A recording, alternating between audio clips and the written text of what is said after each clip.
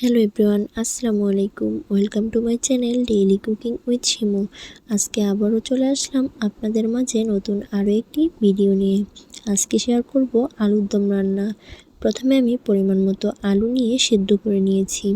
এরপর কড়াইয়ে তেল গরম করে দিয়ে দিলাম পরিমাণ মতো পেঁয়াজ কুচি এবং কাঁচামরিচ ফালি।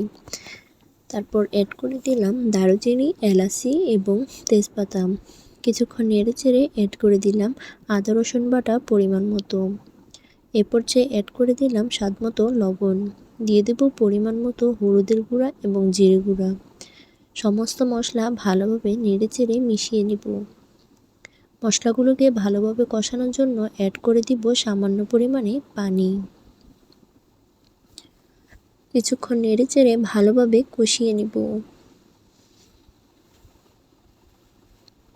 কষিয়ে নেওয়া হয়ে গেলে এই পর্যায়ে আমি অ্যাড করে দেব আগে থেকে সিদ্ধ করে রাখা আলুগুলো।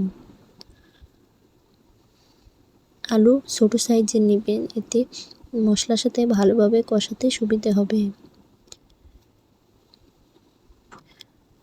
আপনারা কারা আলুর দম খেতে পছন্দ করেন অবশ্যই জানাবেন।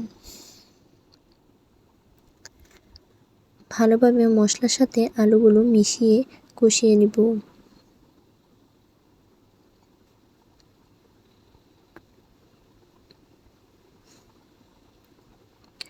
ভালোভাবে মেশানো হয়ে গেলে আমি এখানে অ্যাড করে দিব পরিমাণ মতো পানি।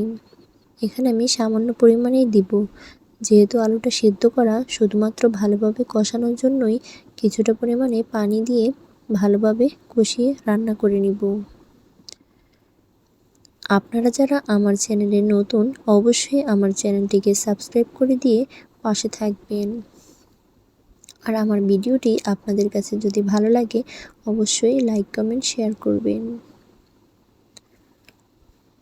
আপনারা কি কোথা থেকে আমার ভিডিওটি দেখছেন অবশ্যই কমেন্টে জানাবেন।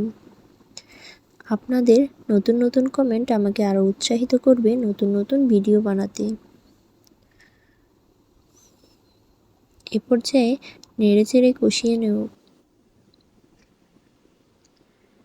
আপনারাও এইভাবে বাসায় ট্রাই করে দেখতে পারেন।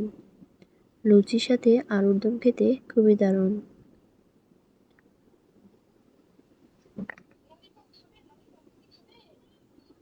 এভাবে আমি কিছুক্ষণ ভালোভাবে রান্না করে নিব।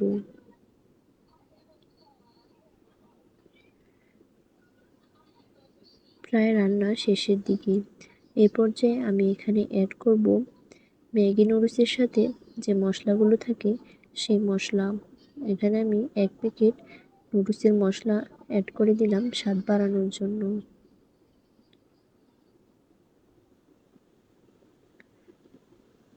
এবারে আমি নেড়েচেড়ে ভালোভাবে মিশিয়ে নেব।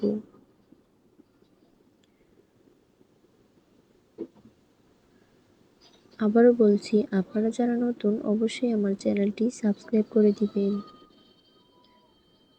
রান্না হয়ে গেছে। এই পর্যায়ে আমি এখানে অ্যাড করে দেব বিলাতি ধনিয়া পাতা কুচি।